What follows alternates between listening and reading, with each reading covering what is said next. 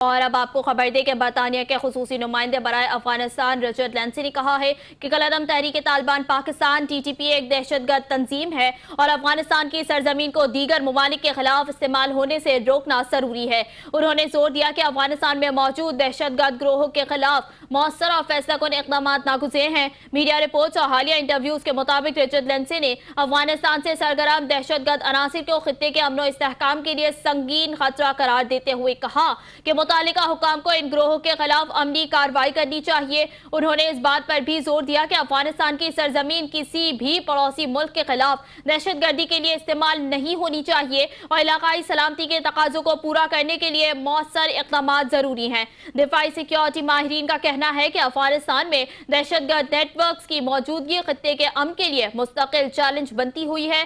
ماہرین کے مطابق دہشت گردوں کی مالی معاونت، تربیت اور اسلحے تک رسائی جیسے عوامل سرحدی علاقوں میں عدم استحکام کو بڑھاتے ہیں اور علاقائی سیکیورٹی صورتحال کو پیچیدہ بناتے ہیں۔ ماہرین کے مطابق دہشت گردی کے خطرات سے نمٹنے کے لیے علاقائی تعاون، مؤثر انٹیلیجنس اشتراک اور دہشت گرد گروہوں کے خلاف مربوط اقدامات وقت کی اہم ضرورت ہے۔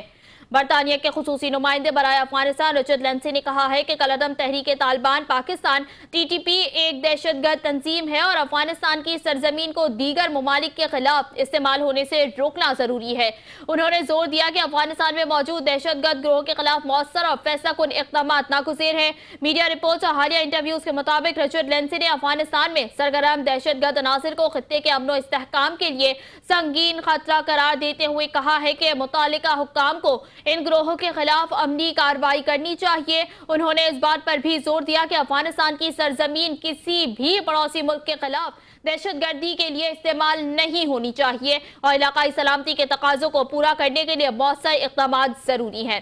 دفاعی اور سیکیورٹی ماہرین کا کہنا ہے کہ افغانستان میں دہشت گرد نیٹ ورکس کی موجودگی خطے کے امن کے لیے مستقل چیلنج بنی ہوئی ہے۔